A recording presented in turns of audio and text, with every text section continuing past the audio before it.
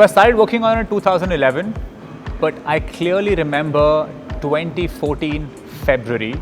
This is the first time I entered a CrossFit gym. My workout was 4 rounds, 15 push-ups, 15 squats, 15 sit-ups. On paper, not a tough workout. I had never felt fitness to be so much fun and so community driven. And as soon as I left the gym, I just knew this is it. And I knew that fitness is now just going to be my anchor in life. I am Anmol, I am an everyday athlete, and this is my story. Training has taught me what really being focused looks like. You know, that moment just before a heavy set or the moment just before taking a free throw, that moment where you can only think about how you will perform on the next task, that feeling of being locked in, I really learned from fitness. And that, what I learned from fitness and training, has bled in other aspects of my life as well. Performance really is about how much and how consistently you can put incremental effort. And you should know that every single person has a different starting point, different background, different way of working. So there is no way you should compare your results with that person. You know, the way a person shows up on that last heavy rep or the final kilometer of a marathon or like just before a deadline, that is your truest self and highest potential.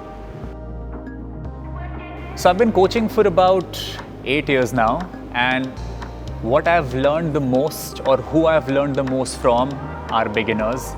Like the first few weeks of absolutely hating the process, not wanting to show up, but just doing that because they need to. I think it's really inspired me to constantly try new things or do things which I hate or are not good at, because by the end of it, it is about trying and not really the accomplishment which comes from it. The role of Chief Fitness Officer at Eternal just taught me something very different about fitness and how to approach fitness as a coach. You know, in general, when you work at a gym, there are people who come, they know they want to work out, and you help them. At Eternal, I was sitting with the other 90% who know they want to make the effort, but they haven't made the effort. It was not anymore about that you come to the gym and you get fitter. It is about how do I find the starting point for this person.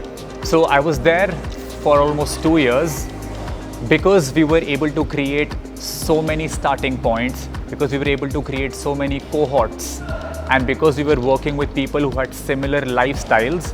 So when I joined, the total fitness enthusiast community on like a Slack channel was about 500 people. In a year's time, that crossed over 2,500.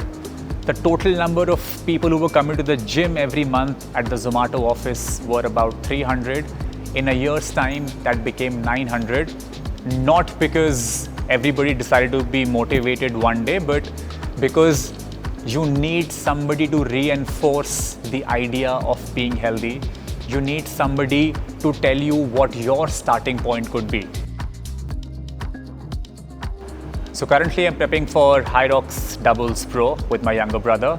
It's fun participating, competing with him. New challenges, always testing your body. I absolutely live for it. I often talk about keystone habit because that is the habit which really shapes and anchors your life. Like for me, I was fortunate that I found movement as that keystone habit.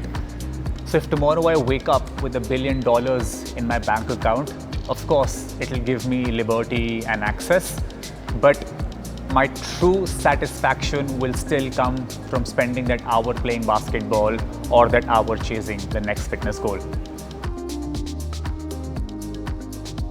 I grew up not very confident, always second guessing myself.